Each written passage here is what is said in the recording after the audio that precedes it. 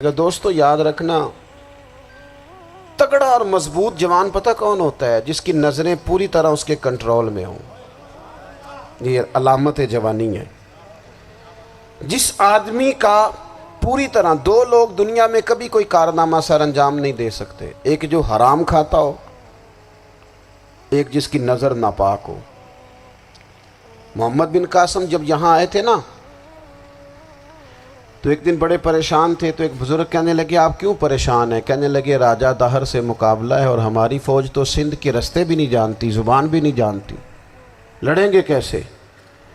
2-4 دن کے بعد ان بزرگوں کی دوبارہ محمد بن قاسم سے ملاقات ہوئی تو بڑے خوش تھے۔ کہا اب آپ کیوں خوش ہیں؟ کہنے لگے وہ میرا مقابلہ نہیں کر سکتا، میں نے تحقیق کر لی ہے۔ کہا کیوں؟ کہنے لگے نظر کا گندہ ہے، اور جو نظر کے گندے ہوتے ہیں وہ میدانوں میں ٹھہرا نہیں کرتے۔ میدان کے لیے نکلنے کے لیے پاک جوانی کی ضرورت ہوتی، تطہیر مزاج ہونا ضروری ہوتا ہے، پاکیزہ افکار اور سچی اور سچی ستھری سوچوں کا ہونا ضروری ہوتا ہے۔ اس لیے فرمایا کہ میرا مقابلہ نہیں کر سکتا۔ حضرت عبداللہ ابن حذافہ کمرے میں تھے، تو وزیر کی بیٹی اندر سجی سنوری پہنچ گئی۔ جیسے ہی آپ نے اس کفر کی چال کو دیکھا تو تیمم کر کے نفل شروع کیے۔ وہ ساری رات بیٹھی رہی، رب کا بندہ ساری رات عبادت کرتا رہا۔ عبادت بڑا سہارا ہے، مصلی بڑا سہارا ہے اللہ کے بندوں۔ صبح دروازہ کھولا، وزیر نے اپنی بچی سے پوچھنا چاہتا تھا رزلٹ کیا نکلا، تو وہ کہنے لگی پیچھے ہٹ جا، اب تیرا میرا تعلق کوئی نہیں، میں نے نبی پاک کا کلمہ پڑھ لیا۔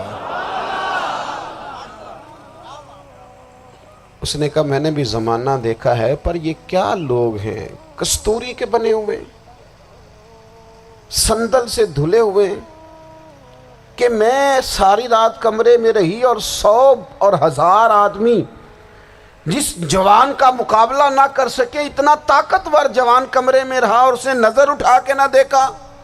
او کچا رنگ للاری والا جڑا چڑھدا تے لیندا رہندا ہے، اے عشق تیرے دا رنگ محمد چڑھیا پھر نہیں لیندا۔ میں کہا ایک دفعہ نظر اٹھا کے نہیں دیکھا، کمال ہو گئی۔ اتنے بڑے لوگ، اتنی بڑی سعادت مندی، فیروز بختی، معاملہ فہمی حد ہو گئی۔ اللہ اکبر۔ دوستو بادشاہ جب پوری طرح ہار گیا نا، اس نے کہا مار دو۔ تیل گرم کیا ایک کڑاہی میں، اور جب آپ کو اس میں ڈالنے لگے تو آپ کی آنکھوں میں آنسو آ گئے۔ بادشاہ کا خیال ہوا شاید نرم ہو گئے ہیں، کہنے لگا روئے کیوں؟ فرمانے لگے سوچتا ہوں جان ہی ایک ہے، کتنا مزہ ہے اس کی راہ میں جان دینے کا، کتنی لذت ہے اس کے نام پر مرنے میں، کتنا لطف ہے۔